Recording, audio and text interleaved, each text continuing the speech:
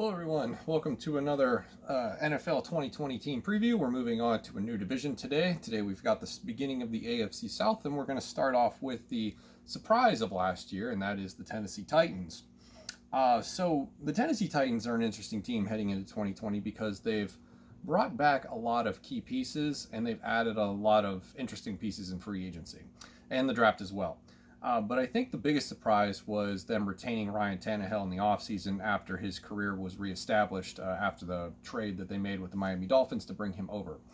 Marcus Mariota is no longer on this team. That draft pick has now gone on to other places. And Derrick Henry was also franchise tagged for the season, so they will probably work out a deal either before the season begins or next season after we find out if we're even going to play football this year. So it's an interesting dynamic because we have a team that has been consistent in the number of games that they've won, but on paper this looks pretty good, and I think that this could be a team on the rise and finally break through the mold of being consistently in the middle. So let's take a look at the 2019 recap. Last year they were 9-7. Their offense ranked 12 overall. They were 21st in passing, 3rd in rushing. We all know that, of course. Their defense ranked 21st overall. They were 24th against the pass and 12th against the rush. Mike Vrabel is your head coach, entering his 3rd season with a career record of 18 and 14, and a 4-year snapshot of this team. As I said at the top of this episode, is pretty consistent with 9-7, 9-7, 9-7 for the last 3 years, and the last 4 years in total. And then in 2015, they of course had that terrible 3-13 season. So they've come a long way since that 2015 season, but they've never really been able to get over the hump and establish themselves as a dominant threat in this league, at least up until now. I think that corner can absolutely be turned coming up in 2020. So taking a look, as I said, they've made a lot of interesting additions through the draft and free agency, and we're going to take a little bit of a look at that now as we go through our projected depth chart for the starting positions. Starting with the defense, we've got Bayard and Vaccaro, 2 well-established safeties that combined, I believe, last year for over 200 tackles. We have Adoree Jackson, and we also have Malcolm Butler as your starters on the corners position. This team also drafted Christian Fulton in this previous draft from LSU, so he is a well-established threat. His draft stock did fall a little bit. I think there was concerns about tackling, but Christian Fulton is an absolutely great prospect to have in the building that doesn't have to start right away, so he'll be able to rotate in, get some playing time. And they also have Amani Hooker on this team, so that is another valuable depth for the secondary. Moving on to the linebackers position, they brought in Vic Beasley this year from Atlanta. Now, Beasley didn't produce all that well last year in Atlanta. I think he led the team with 5 sacks, which is more telling about Atlanta's defense than it is maybe him. But at the same time, they're probably going to hope he can do better than the production that he gave the Falcons last season. We also have Rashawn Evans, who was a first-round pick a couple years ago. We have Brown as the other linebacker, and then my personal favorite of this team, the off-ball linebacker, Harold Landry, at the edge position. I loved him coming out of college a couple years ago. I was surprised that he got drafted as late as he did. I thought he could have been a first-round pick for sure, but he ends up being a steal for this team, who produced well last year, and I expect him just to get even better. He's probably one of the more undervalued edge rushers in this league. Moving on, we have Jeffrey Simmons on the defensive line. We have Jones, and we have Crawford, the free agent, who they brought in to hopefully fix this defense. Jeffrey Simmons is interesting because this is the first, not the first, but like the first action we get to see him where he's going to be completely removed from that ACL injury that happened prior to the draft and caused him to miss a lot of time last year. So basically, they get a redo on the first-round pick, since he was a first-round pick that didn't get to contribute right away last season. And we get to see what we get out of him with a full off-season workload where he's not rehabbing from that horrific injury. So overall, the defense, I think, is pretty solid. You've got some good depth pieces. I really like Jeffrey Simmons. I really like Rashawn Evans. I really, really like Harold Landry. He might be my favorite player on this team. I'm very excited to see what this team can grow and do, and excited to see how they utilize guys like Christian Fulton and some of the other free agents that they brought in, Vic Beasley probably being the big question mark. Moving on to the offense, we have one of the better left sides of the offensive line in the league with Taylor Lewan and Saffold. Jones is a pretty decent center.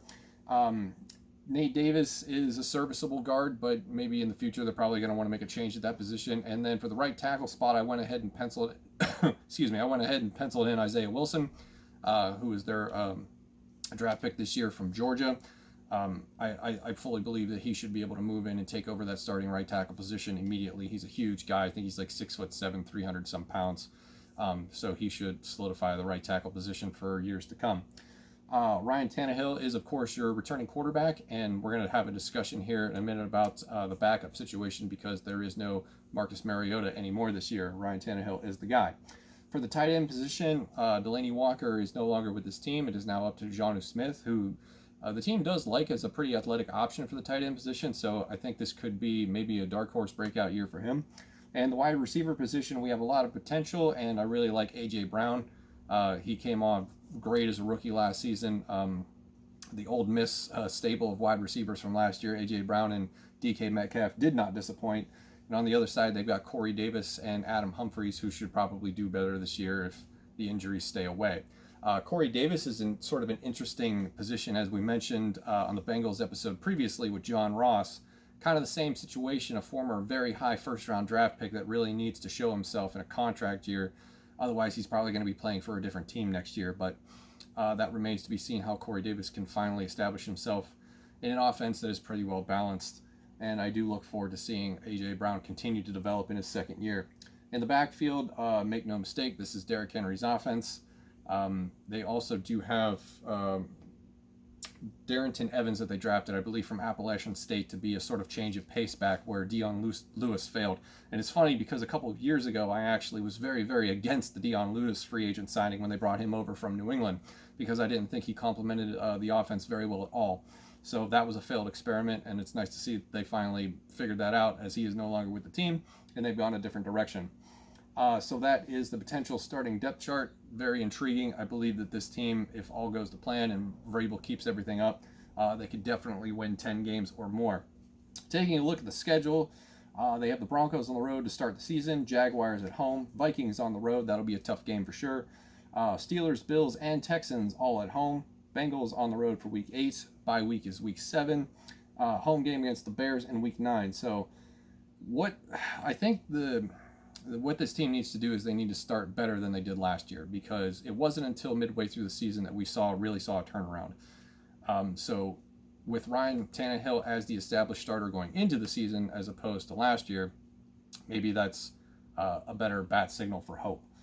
Moving on to the second half of the season, in week 10, we got a home game against the Colts, back-to-back road games against the Ravens and Colts one more time.